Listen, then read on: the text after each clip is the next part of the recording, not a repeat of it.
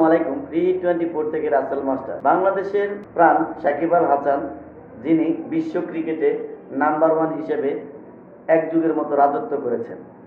এখন যদিও তিনি 1 নাম্বার পজিশনে নেই, তবুও আমাকে বলতে হচ্ছে যে সাকিব আল হাসানের সময় বাংলাদেশ ক্রিকেট থেকে ফুরিয়ে গেছে। মাহমুদুল্লাহ রিয়াদ সেই পথে হাঁটতেছেন, তারও প্রয়োজন ফুরিয়ে গেছে। তবে তারা যা করেছেন বাংলাদেশের ক্রিকেটের জন্য, বাংলাদেশের ক্রিকেট প্রেমীরা কখনোই ভুলবেন না। এখন বলবো, তারা যদি স্বেচ্ছায় তাদের সসম্মানে তারা ক্রিকেট থেকে অবসরে যান, আমার মতে এটাই হবে মঙ্গল এবং তাদের জন্য একটা গুড নিউজ। কারণ তারা যদি নিজের সম্মান থাকতেই নিজেরা চলে যান, তাহলে তাদের মান সবসময় বাংলার ক্রিকেটে প্রাণ হিসেবে থাকবে।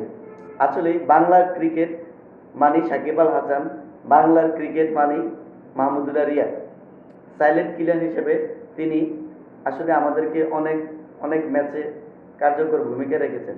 কিন্তু এখন বলবো, বাংলাদেশের ক্রিকেটে এই দুইজন ক্রিকেটার সব ফরম্যাট থেকে যদি অবসরে যান বা অবসরে পাঠানো হয় বা স্বেচ্ছায় নিজেরা অবসরে যান, তাহলে আমি মনে করি বাংলাদেশের ক্রিকেটের এই দুইটা স্থানে নতুন আরও দুইজন ক্রিকেটার আসতে পারে, দুইজন ক্রিকেটারের আবির্ভাব ঘটবে।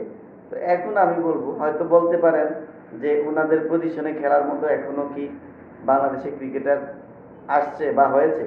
আমি মনে করব হয়েছে। কেন?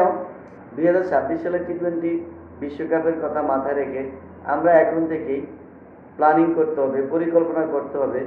যাদের স্ট্রাইক রেট 125-এর বেশি, এই দুজন ব্যাটসম্যানের জায়গায় নতুন দুজন নিয়ে আসবে এবং লিটন কুমার দাস শান্ত, এবং বিশেষ করে লিটন কুমার দাস শান্ত, সৌম্য সরকার, এরাও T20 মেজাজে বা তারা ফর্মে নেই, তাদের জায়গায় নতুন ব্যাটসম্যান রিপ্লেসমেন্ট করা হোক বা আনা হোক।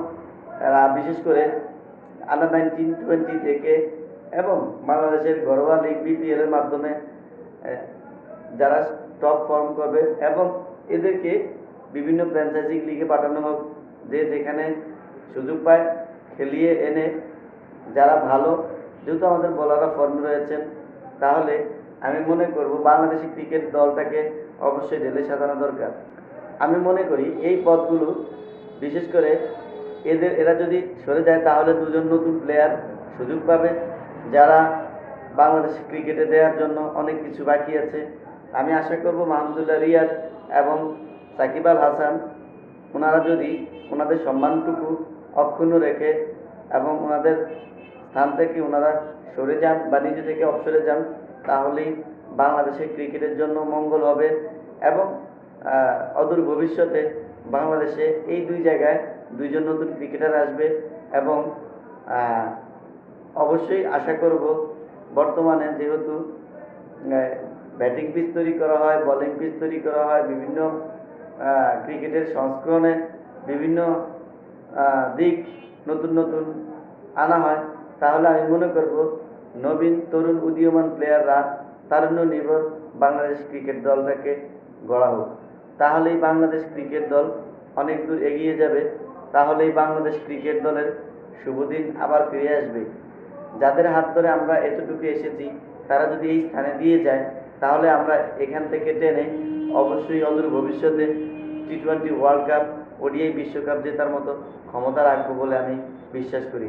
পরিশেষে T24 থেকে আমি রাসেল মাস্টার বিদায় নিলাম। আল্লাহ হাফেজ।